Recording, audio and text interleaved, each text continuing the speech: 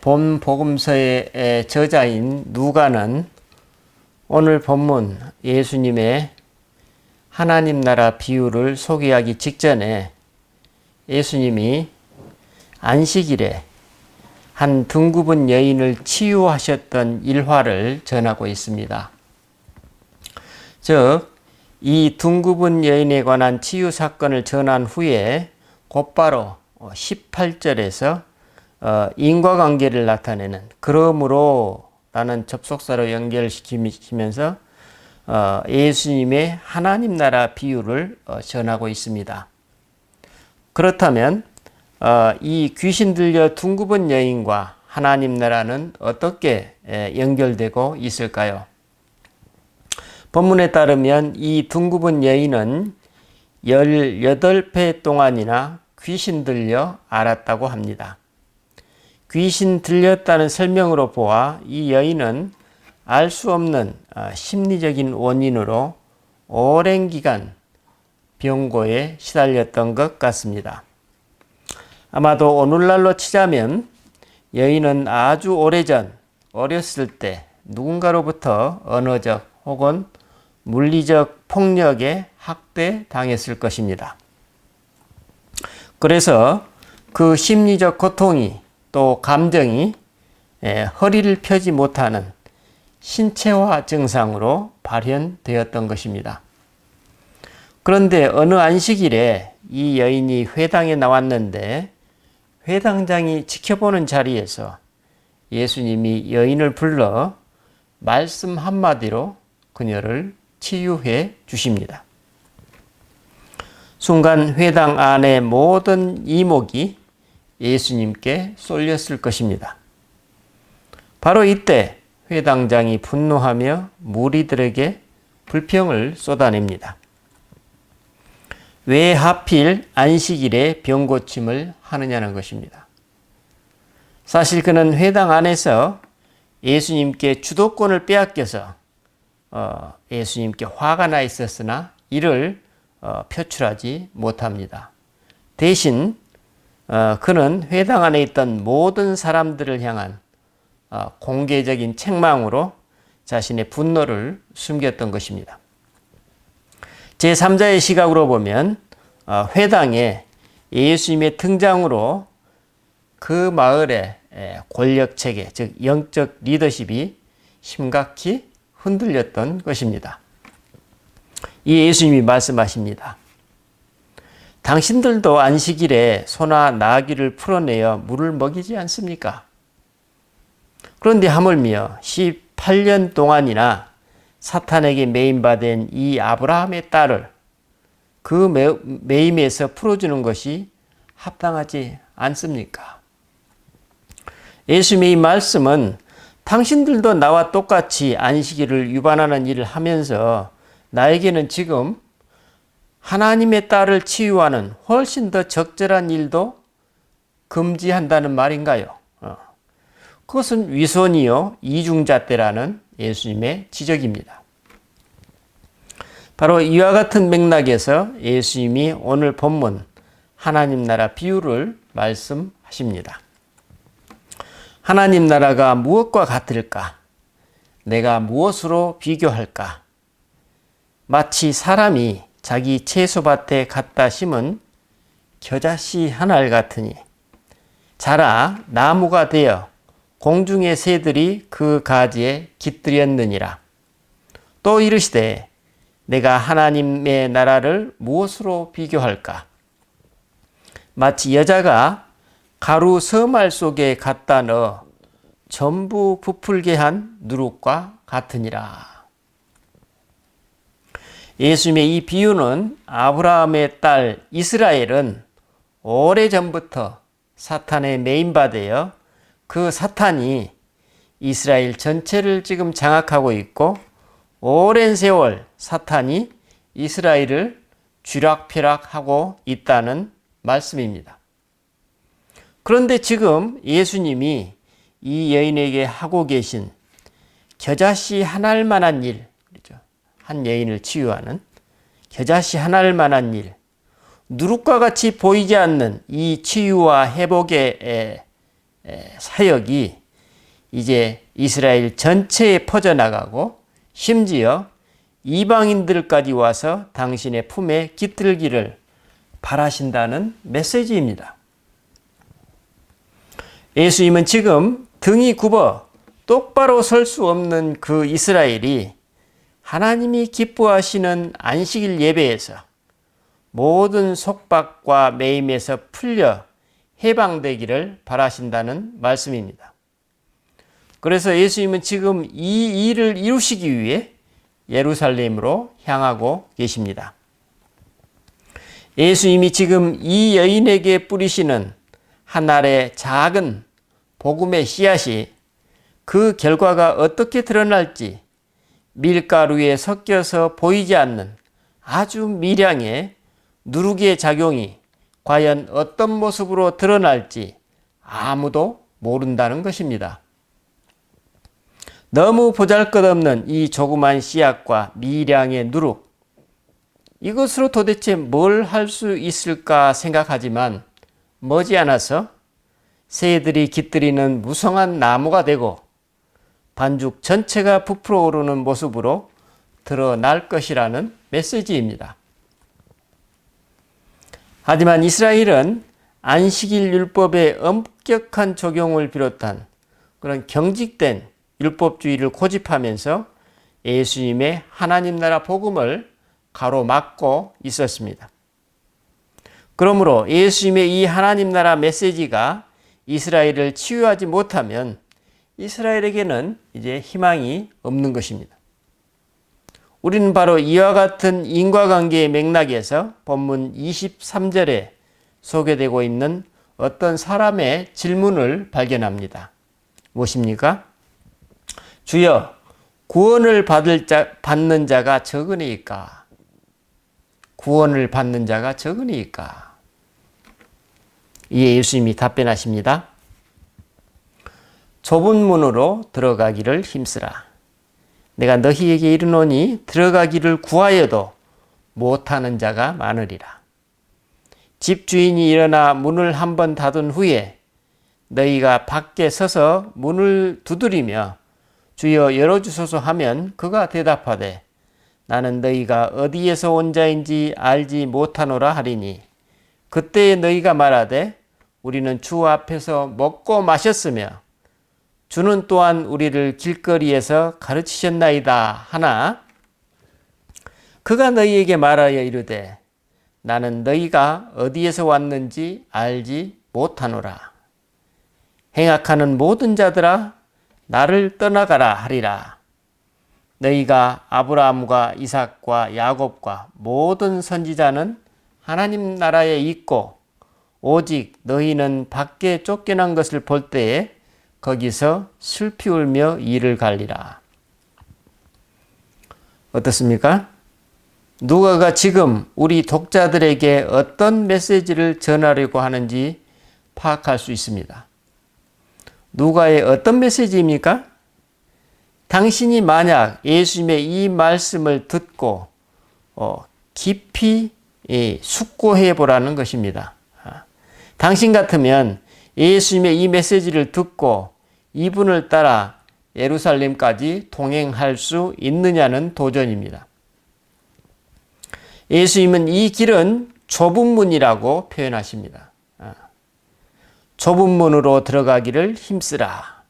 내가 너희에게 이르노니 들어가기를 구하여도 못하는 자가 많으리라. 여러분, 좁은 문은 어떻습니까? 문이 넓지 않아서 들어가려면 예를 써야 합니다.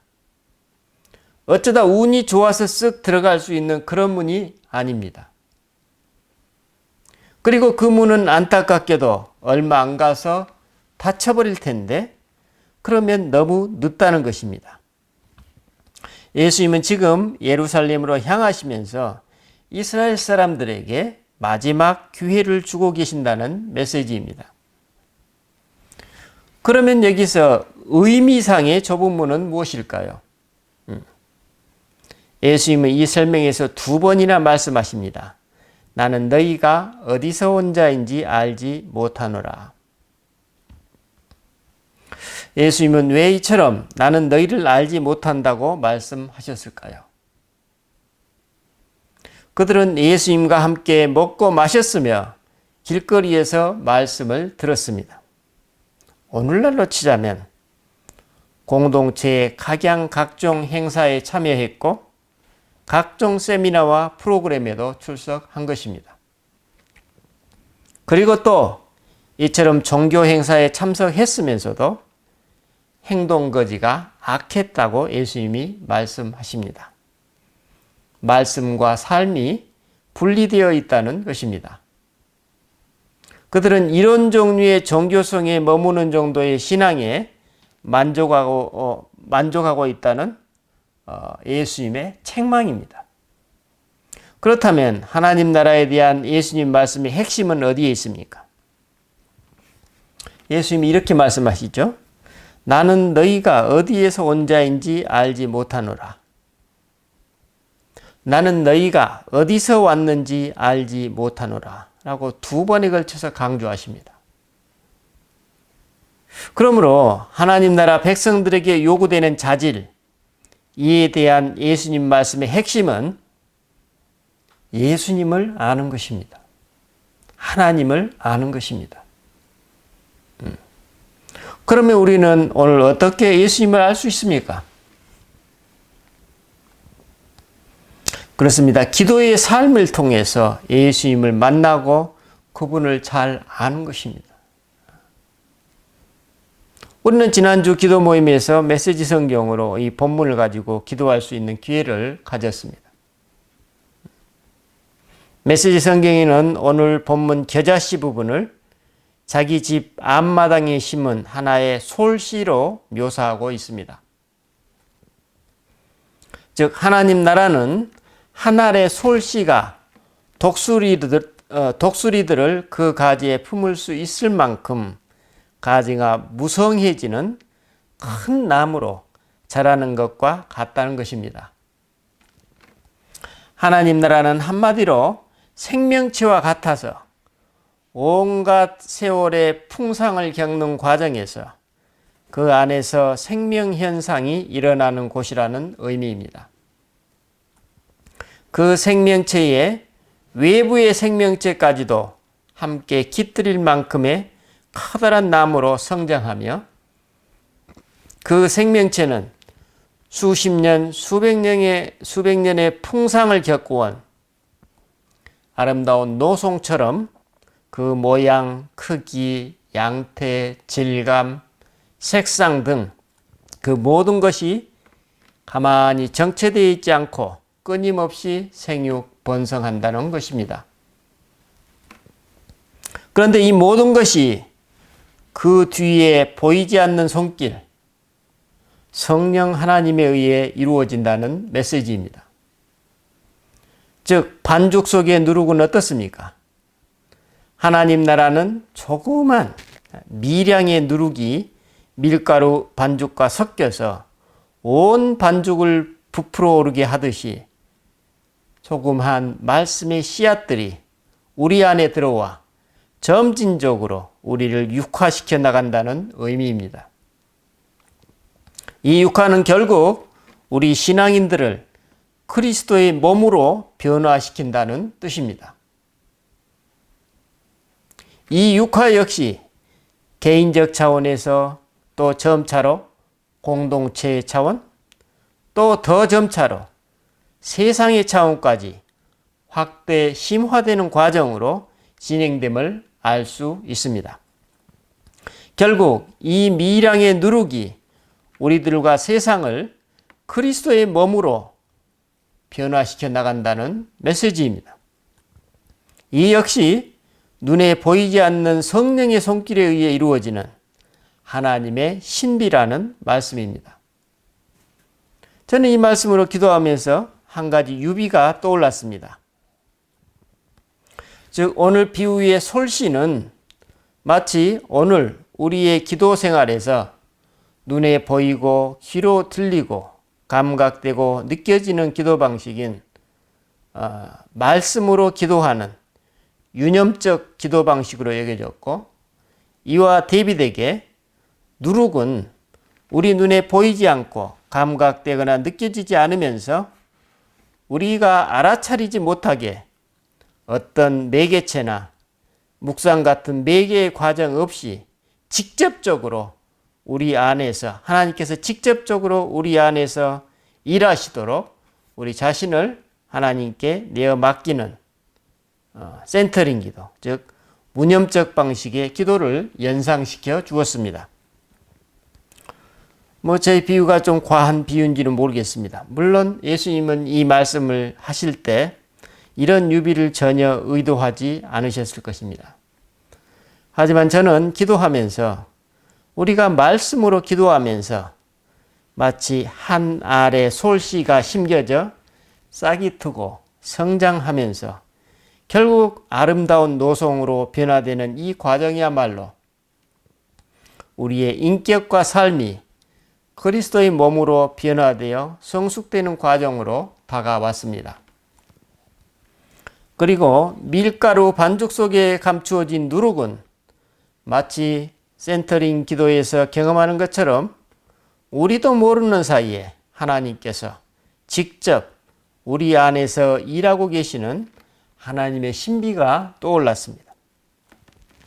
우리는 이 센터링 기도를 통해서 하나님께서 우리 안에서 직접적으로 행하시는 다양한 치유와 회복을 경험하게 됩니다.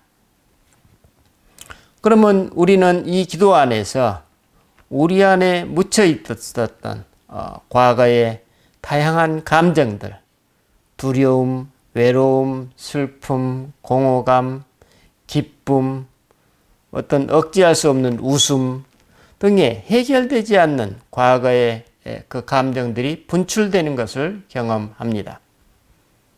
또 우리 안에서 주님이 말할 수 없는 탄식으로 우리를 위해 기도하고 계신다는 사인입니다.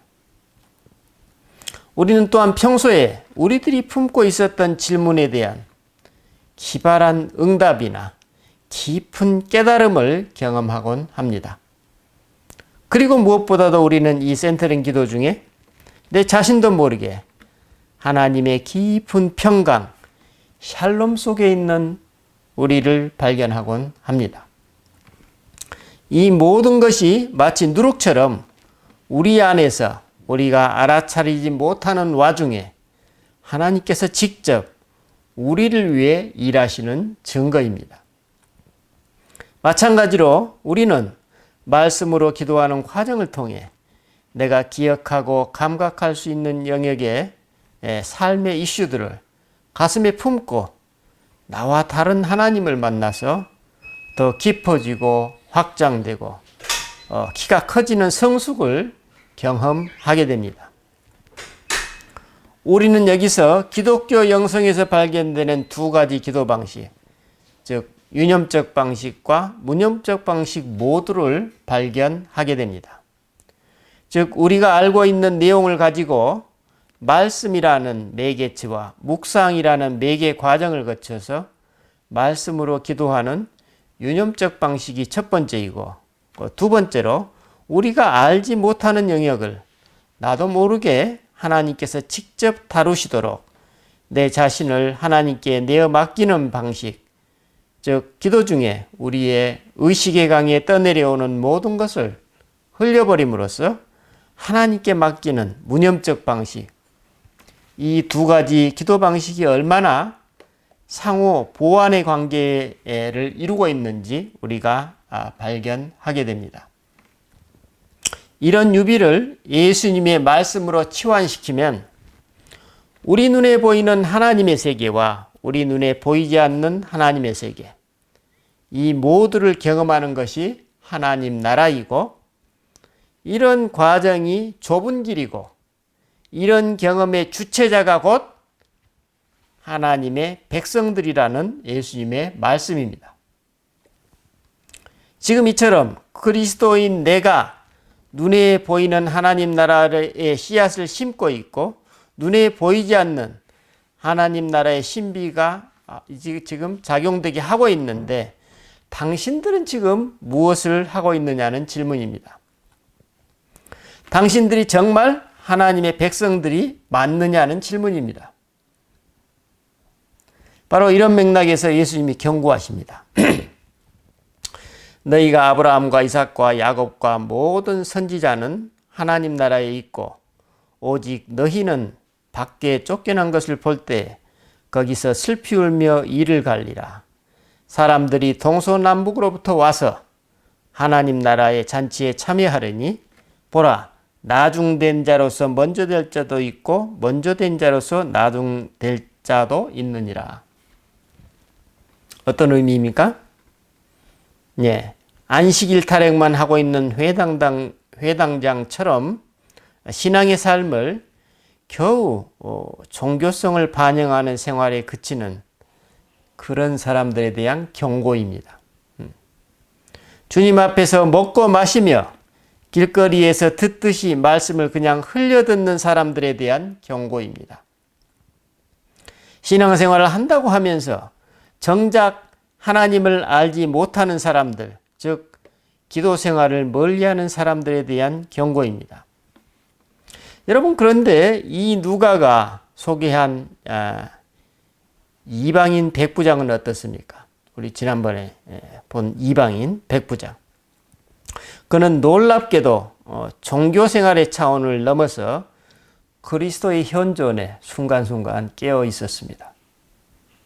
그래서 그는 자기 종의 병을 고치기 위해 자기 집으로 향하시는 예수님께 전가를 보냅니다. 주여, 수고하지 마십시오. 여기 오지 마십시오. 그저 말씀만 해주시면 내 종이 낫겠습니다. 이방인인 그는 지금 깨어서 이미 하나님 나라를 살고 있었던 것입니다. 이게 얼마나 큰 차이가 있습니까? 하나님의 백성이라는 유대인들과 이방인 백부장의 이 차이가 지금 얼마나 벌어지고 있습니까? 그에게는 말씀이 이미 그 자신과 그의 삶에 육화되어 있습니다. 마치 누룩처럼 하나님께서 그의 안에서 일하고 계십니다. 그래서 그의 믿음은 일상의 삶에서 자연스럽고 당연하게 체험되고 드러납니다. 그는 유대인들을 위해서 눈에 보이는 회당을 지었고 눈에 보이지 않는 믿음의 실상을 누리는 복을 지금 모두 체험하고 있습니다. 누가에 따르면 바로 이 백부장이야말로 나중된 자로서 먼저 된 자인 것입니다. 여러분, 오늘 나의 신앙생활은 어떻습니까? 여러분, 기도의 삶은 예수님 말씀처럼 참으로 좁은 문입니다. 우리는 기도 속에서 나의 이해관계와 나의 취약성과 나의 본능적인 이기심과 나의 잠재적 죄성을 직면하게 됩니다. 기도 안에서 우리는 그리스도께서 우리에게 원하시는 복음의 가치와 갈등이나 정면 충돌을 경험하게 됩니다. 그래서 이 문은 좁은 문입니다. 하지만 하나님을 신뢰하지 못하는 사람들, 두려움에 사로잡혀서 자기 홀로 살아가고 있는 사람들은 이 길을 가기가 매우 어렵고, 그래서 그 길을 가지 못하는 사람들은 그리스도를 알지 못합니다. 왜냐하면 그리스도를 만날 수 없기 때문입니다. 오늘 우리는 교회에서 기념하는 종교 개혁주일입니다. 오늘이 바로 종교 개혁주일입니다. 오늘 본문에서 예수님이 유대 종교계 경종을 울리셨듯이 오늘 우리도 예수님의 이 경종에 응답해야만 하는 도전에 우리 모두는 직면해 있습니다. 한 주간 동안 이 말씀을 생각하시면서 내 자신의 삶도 돌아보는 좋은 기회가 되시기를 바랍니다.